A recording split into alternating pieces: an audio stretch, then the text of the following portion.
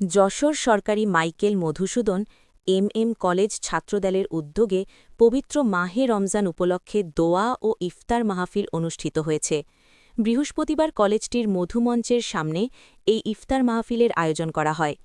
ইফতার মাহফিলে উপস্থিত ছিলেন কলেজের অধ্যক্ষ প্রফেসর এম শফিকুল ইসলাম, উপাধ্যক্ষ প্রফেসর এম রফিকুল ইসলাম, শিক্ষক পরিষদের সম্পাদক ডাক্তার হারুন রশিদ, অধ্যাপক আতিয়ার রহমান, সহকারী অধ্যাপক মোহাম্মদ এনামুল কবির ও সহকারী অধ্যাপক মেহিদি হাসান সহ কলেজের অন্যান্য শিক্ষকবৃন্দ।